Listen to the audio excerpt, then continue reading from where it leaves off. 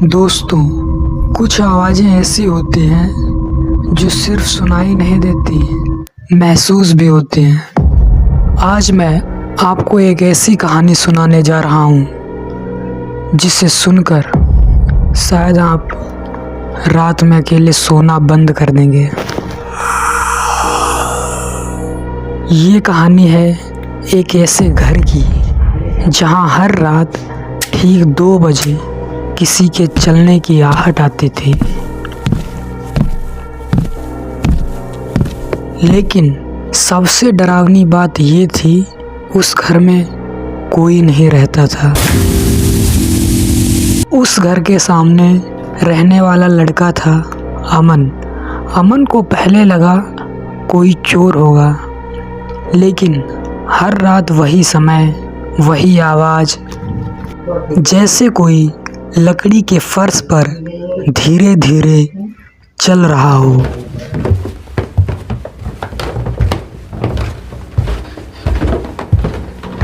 एक रात अमन ने हिम्मत की और घर के बाहर जाकर खड़ा हो गया। आवाज़ अंदर से आ रही थी, लेकिन दरवाज़ा बाहर से बंद था। अमन ने खिड़की से अंदर झांका। पूरा घर अंधेरे में डूबा हुआ था, लेकिन ऊपर वाली मंजिल पर एक कमरे की लाइट जल रही थी और पर्दे के पीछे कोई खड़ा था।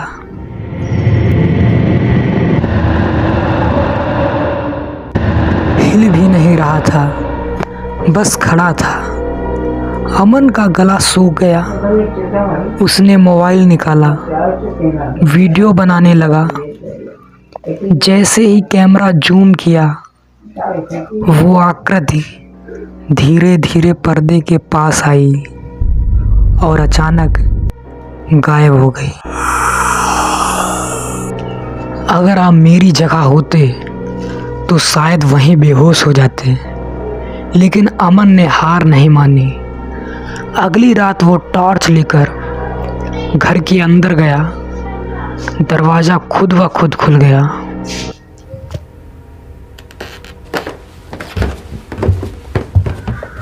अंदर जाते ही पूरा घर ठंडा था।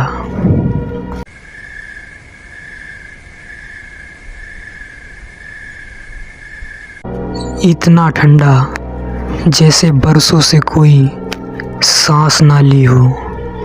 और तभी ऊपर से फिर वही आहट आई।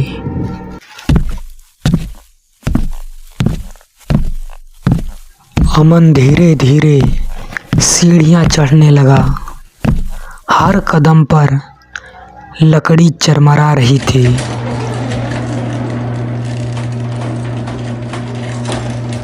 ऊपर पहुँचते ही सामने 3 कमरे थे। पहला कमरा खाली, दूसरा कमरा टूटा हुआ, तीसरे कमरे का दरवाज़ा बंद और उसी के अंदर से किसी के रोने की आवाज़ आ रही थी। एक औरत धीरे धीरे रो रही थी।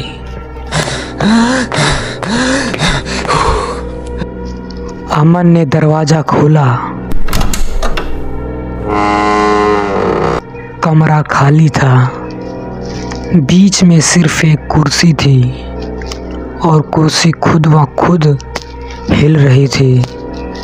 दीवार पर नाखूनों से लिखा था, मत आओ। अमन पीछे मुड़ा तो दरवाजे पर एक औरत खड़ी थी।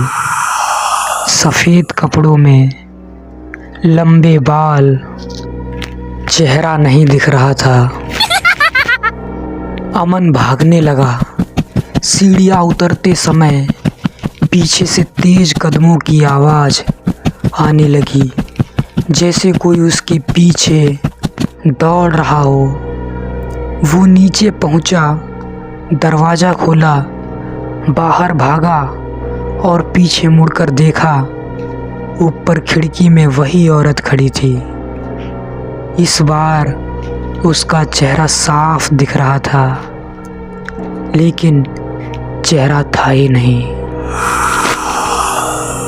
अगले दिन लोगों ने बताया, कई साल पहले उसी घर में एक औरत ने खुदकुशी की थी। तब से हर रात 2 बजे उसकी आहट सुनाई देती है, और जो भी अंदर गया वो कभी पहले जैसा वापस नहीं आया। अगर आज रात आपके घर में भी कोई आहट आए तो पीछे मुड़कर मत देखना।